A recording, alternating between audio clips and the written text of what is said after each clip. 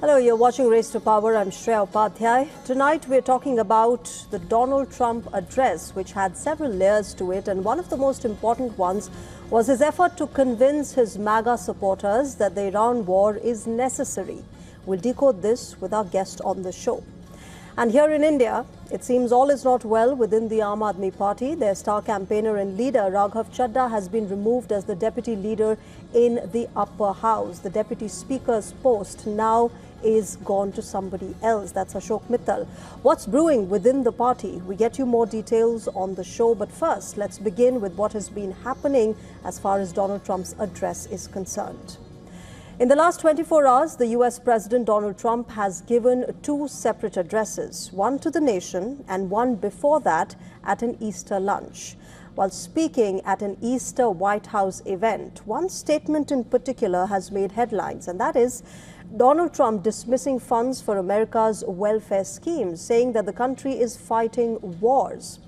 Now, the US President's exact statement was, and I quote him, "We're fighting wars. We cannot take care of daycare. You got to let a state take care of daycare and they should pay for it too," unquote. Trump's remarks against welfare schemes and programs did not end here. While emphasizing that the government's central obligation is military protection, Trump went on to call people-centric federal programs like Medicare, Medicaid and SNAP as all these little scams. Medicaid in US, remember, was at the center of a major political storm last year after Trump's One Big Beautiful Bill Act slashed nearly $1 trillion of Medicaid. The US president made this massive cut in the welfare scheme to partially offset trillions of dollars which he offered in tax cuts instead. Now, earlier this week, analysis from a watchdog claims that more than 400 hospitals across the United States are at a high risk of closing or cutting services because of the Medicaid cuts made by Donald Trump. As per analysis, a total of 446 hospitals across the United States are at varied degrees of risk, with complete shutdown as the worst case scenario. The Medicaid program is the largest single source of healthcare coverage in America. And according to data released by American Hospital Association, this critical welfare scheme provides healthcare coverage to 1 in 5 Americans.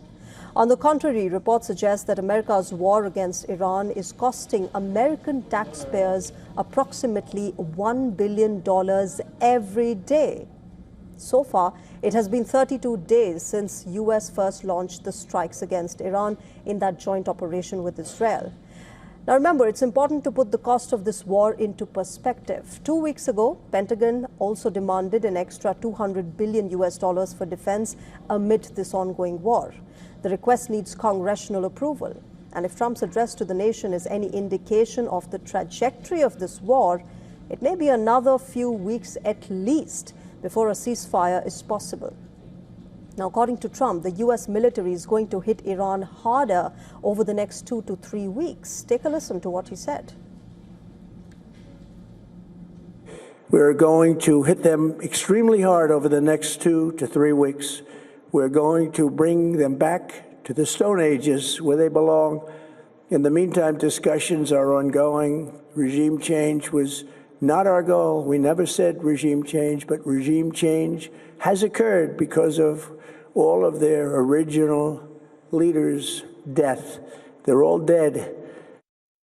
The comments on welfare and war raise concerns, particularly for a support base which voted for the Republican leader because of his promise to put America first. The US president in the past has also been very vocal in his criticism of American involvement in wars across the world. So the change in stance now raises an important question. Will Donald Trump be able to convince his MAGA support base enough before the midterm elections in November, or will there be a political cost to bear? All right, let me go across to Ray Locker, senior journalist, author and columnist. He's joining us live on the broadcast from Washington, D.C. to help us get a perspective. Ray, good to speak with you after a long time. Can I begin by asking you, has Donald Trump been able to convince his voter base of MAGA with that address that the Iran war was necessary and that the U.S. is winning it? Well, I think most of his hardcore supporters are still with him, although we're seeing some erosion in that.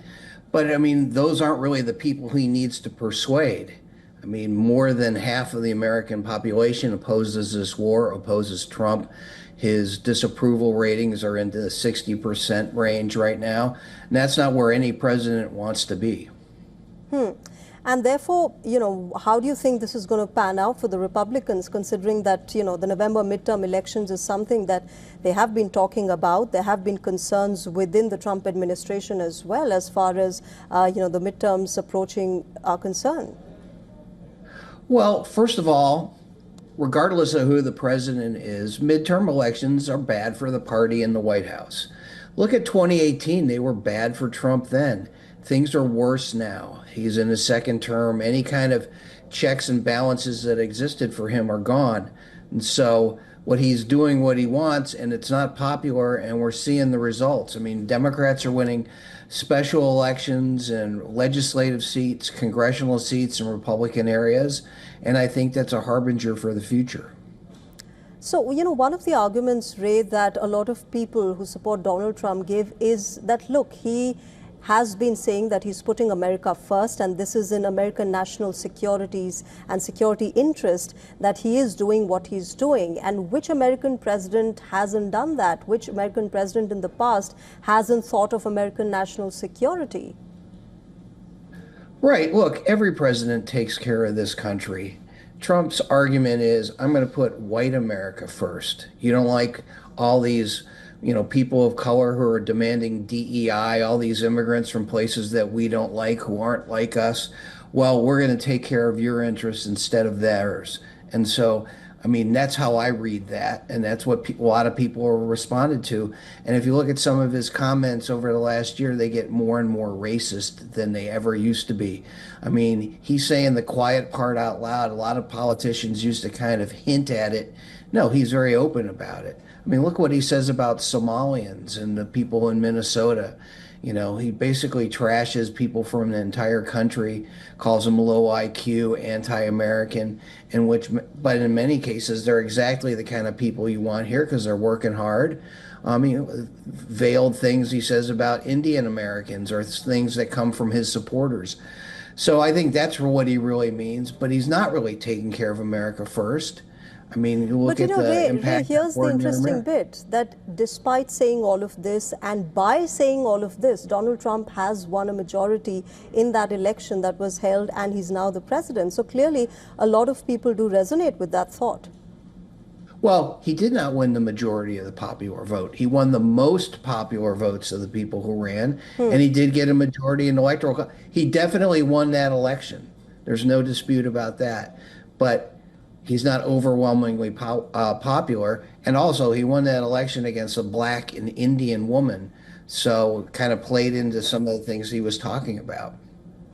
Okay. So as far as the West Asia crisis is concerned, Ray, as far as Donald Trump's address is concerned, there were some signals that were sent domestically. There were some sent to NATO as well, and some were sent globally. And clearly, one of the things that came out is also how he spoke of how the Strait of Hormuz reopening is now not America's headache. It's the headache of the European countries, particularly NATO allies of US.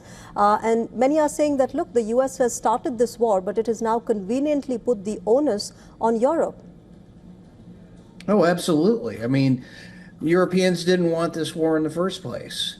He started it. Iran responded in a way that most people expected them to respond. It's cut off a major choke point of oil to the rest of the world, and now Europe and other nations have to pay for it. Australia, South Korea, we're seeing the impacts globally, and it's not just on the price of gasoline. It has to do with any kind of products that use crude oil as their base, and so they're rippling throughout the world. Yeah, and he's stepping away from what is his responsibility and trying to blame NATO for it. All right, let's wait and see how this moves forward. Ray, I'm going to leave it there. Thank you very much for joining us on WION and sharing your perspective. Thanks.